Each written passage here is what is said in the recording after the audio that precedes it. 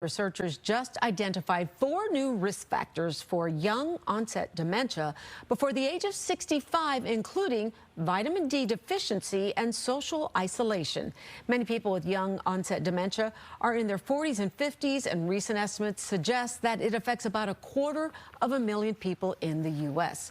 Fox Medical team Dr. Mike joining us this morning now to explain a little more about this. Good morning to you, Dr. Mike. Yeah, it's not something you hear a lot about, young-onset dementia. What do we know about this? Well, yeah, early onset dementia, Sylvia, is where you have profound memory loss, inabilities to perform your daily activities at an early age, 30, 40, 50. It's rarer than Alzheimer's at an older age or other types of dementia as we age, but it's profound. Now, we've known for quite some time that there are certain things that increase your risk. For instance, genetics. You can't pick your parents, but genetics are part of it. But there are some modifiable things. Like you mentioned, number one, low vitamin D levels. I check everyone in my practice for vitamin D levels because I'm a believer if you're low, you should get treated. And this data seems to suggest a lower risk. Secondly, exercise and reducing your risk of cardiovascular disease. People that have had strokes, people that have had heart attacks, they tend to have an elevated C-reactive protein, and that's another blood test that you could ask your healthcare provider to check. What is my C-reactive protein? That's a measurement of inflammation. And so that would be a reasonable thing to do because the higher the level of inflammation seems to correlate with increased risk. How do you like this? Higher levels of education.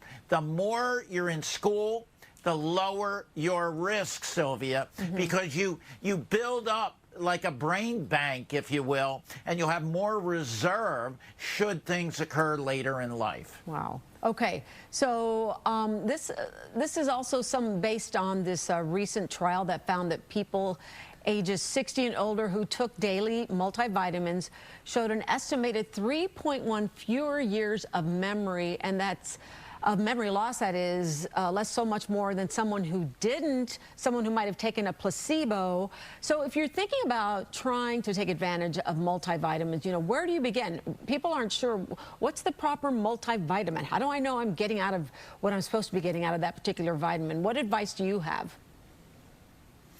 So in every one of my patients, and it's not standard of care by any means, but I check a B12 level and a folic acid level. I check a magnesium level, and I check a vitamin D level, along with all the other things that we do normally, cholesterol and all that stuff. But I have found that many patients are on medicines that reduce the absorption of things like B12 and magnesium. But getting back to your question about multivitamins, there is data suggesting that if you are older, you should take a multivitamin because perhaps your diet is not up to snuff, if you will.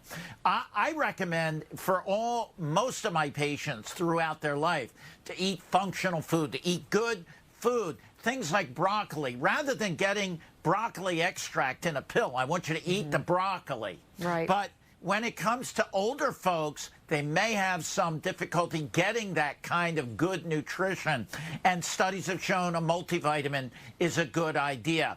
You don't want to take iron if you're older because you don't menstruate if you're a woman, so you want to do something that's for older folks that doesn't have iron in it. Okay, Dr. Mike, always joining us with some great tips. Great to see you. You take care, and we'll be talking very soon, I'm sure.